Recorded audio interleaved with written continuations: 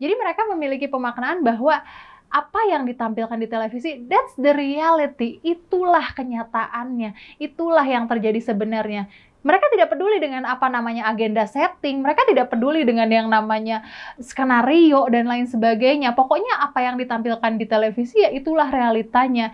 Mereka sudah tidak bisa membedakan, dan ini yang paling mengerikan, di mana ketika viewer sudah tidak bisa membedakan the real one dan apa yang ada di televisi. Halo teman-teman, balik lagi sama saya, Rari Effendi, dosen Ilmu Komunikasi Universitas Pasundan, Bandung. Selamat datang di channel saya, di mana teman-teman akan lebih tahu, lebih paham, dan lebih ngerti tentang segala sesuatu yang berhubungan dengan ilmu komunikasi, tentunya dengan cara yang menyenangkan dan pastinya akan bikin teman-teman semua auto ngerti. Nah teman-teman, video-video yang saya buat ini bukan semata-mata buat yang lagi pada sekolah ilmu komunikasi aja, tapi untuk seluruh umat manusia di muka bumi ini, karena selama kita hidup, kita nih nggak bisa lepas dari yang namanya komunikasi. Nah, tadi kita udah ngebahas ada yang namanya heavy viewers dan ada yang namanya light viewers atau penonton berat dan penonton ringan. Nah, dalam hal ini dua jenis penonton itu yang pada akhirnya boleh jadi memberikan gambaran bahwa mereka itu akan mempresentasikan, mereka itu akan mempersepsikan apa yang ada di televisi dengan dunia nyata. Light viewers dalam hal ini adalah orang-orang yang menonton TV tidak terlalu lama atau hanya beberapa jam saja dalam satu hari, sedangkan heavy viewers dalam hal ini adalah orang yang menonton televisi lebih dari sekian jam. Jadi dia nggak bisa kalau nggak nyalain TV gitu ya.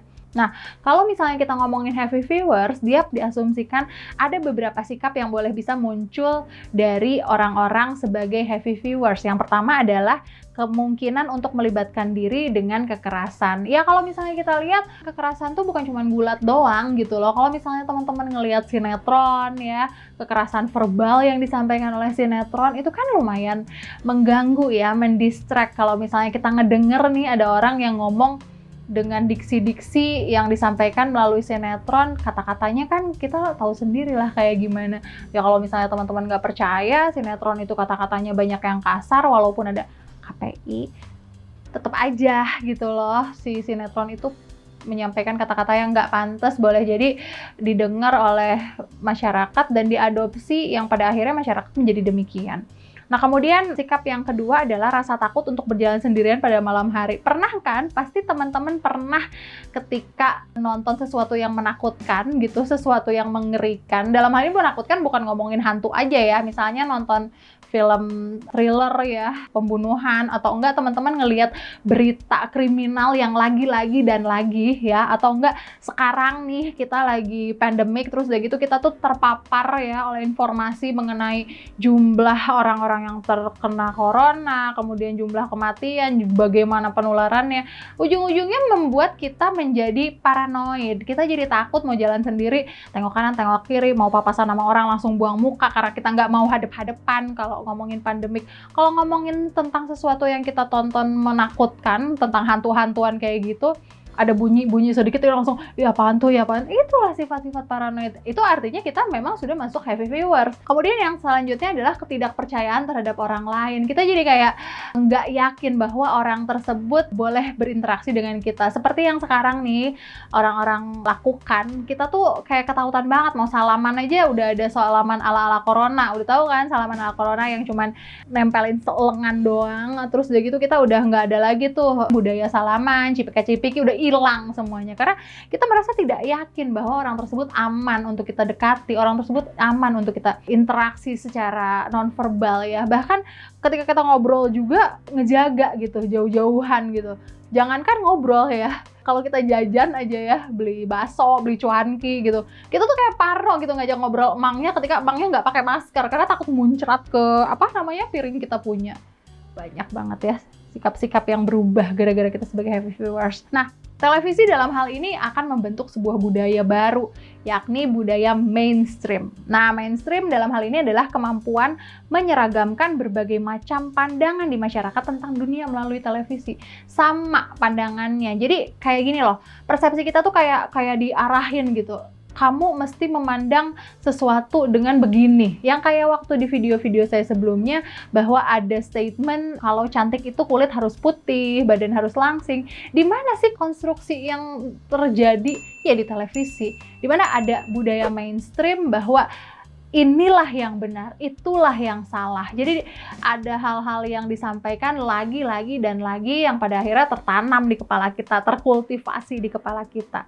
Nah, kemudian ada yang namanya resonansi atau efek pengaruh pesan diterima penonton terhadap persepsi mengenai sesuatu yang mereka lihat di televisi adalah sesuatu yang sama. Itu statement saya yang tadi, di mana apa yang teman-teman lihat di televisi itu dipersepsi sama dengan realitanya. Nah, itulah resonansi. Poin yang selanjutnya, dalam hal ini televisi menanamkan asumsi tentang hidup secara luas ketimbang memberikan opini dan sikap lebih spesifik. Dalam hal ini, televisi mengikuti tren ketimbang terfokus terhadap isu yang sebetulnya lebih relevan untuk disiarkan, yaitu ngobrolin tentang agenda setting. Pernah kan teman-teman suka mikir kayak gini, ngapain sih yang kayak gitu aja ditayangin, ngapain sih yang kayak gitu aja jadi konten gitu loh.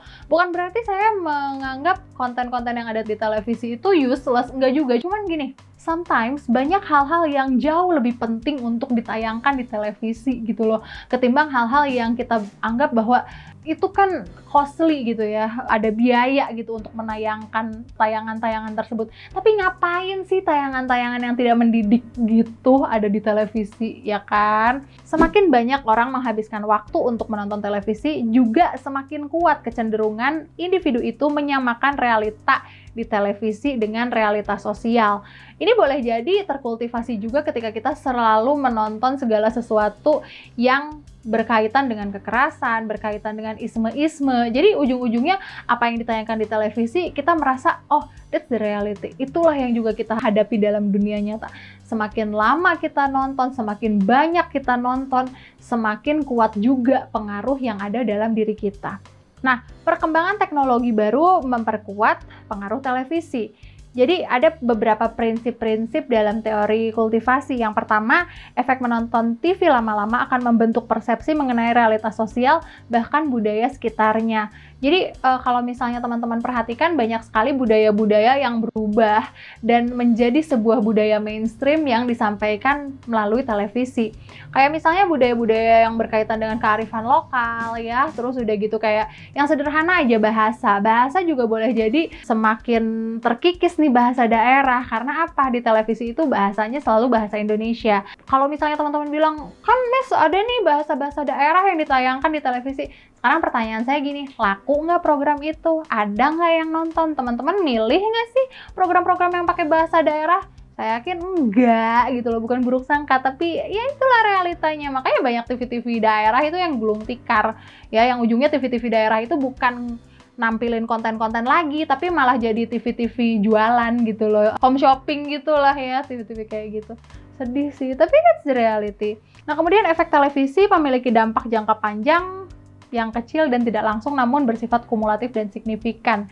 Jadi kalaupun efeknya tidak terjadi sekarang, itu pasti akan berefek di kemudian hari, ya. Kayak misalnya yang tadi saya bilang, program gulat, program kekerasan, itu boleh jadi efeknya sekarang langsung teradopsi oleh individu, oleh anak-anak mengikuti gulat sama teman-temannya gitu ya, yang bikin mereka celaka, yang bikin mereka pingsan dan lain sebagainya. Tapi efek jangka panjang itu boleh jadi terakumulasi dan terjadi nanti ketika kita menghadapi sesuatu.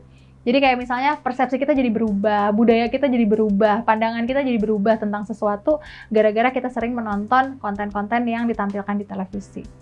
Nah, ada pula esensi teori dari teori kultivasi ini, televisi merupakan sumber informasi bagi halayak, tapi bukan satu-satunya media massa yang diandalkan. Jadi dalam hal ini, teman-teman itu saya sarankan untuk tidak mengandalkan informasi dari satu sumber saja, yakni televisi. Apalagi sekarang sudah banyak banget media yang bisa kita gunakan, kita juga harus bisa bijak, kita juga harus bisa pintar-pintar memilah media, memilah informasi yang kita dapatkan. Jadi sesuatu itu tidak tertanamkan dari satu sumber saja. konfirmasi atau yang namanya mencari fakta yang lain. It's really important untuk membangun diri kita. Nah, kemudian cenderunglah menjadi light viewers daripada heavy viewers. Jadi dalam hal ini ya, kalau heavy viewers tadi saya nggak ngomong ya berapa jam. Jadi heavy viewers itu orang yang nonton TV lebih dari 4 jam dalam satu hari. Nah, kalau misalnya kita nih individu nih, terus kita nonton lebih dari 4 jam, ya kita ngerem aja, jangan sampai lebih dari jam tersebut gitu loh. Misalnya nih teman-teman di sini bilang sama saya, misalnya tuh saya nonton TV itu bukan ditonton, tapi TV itu cuma dinyalain aja biar ada suara-suara di rumah, biar nggak sepi di rumah. Ya, it's still you can listen apa yang disampaikan di situ kan, gitu loh. Tapi ya kalau kayak gitu nanti mungkin ada teori baru nih, di mana televisi hanya dijadikan teman supaya rumah nggak sepi. Nah, kemudian teman-teman juga jangan menjadikan televisi sebagai kacamata alias realitas sosial yang ada. Jadi yakinlah apa yang ada di televisi itu it's not the reality. Kalau misalnya teman-teman nanya, bagaimana dengan berita? Gini ya teman-teman, kalau kita ngomongin berita itu memang fakta, tapi ada perjalanan fakta itu nyampe ke diri kita. Kenapa saya bilang kayak gitu? Analoginya kayak gini, ada seorang raja yang narsis, terus kupingnya buntung gara-gara dia itu ikutan perang. Nah, terus udah gitu, karena dia narsis, dia seneng difoto kan, terus dia nyuruh orang buat foto dia.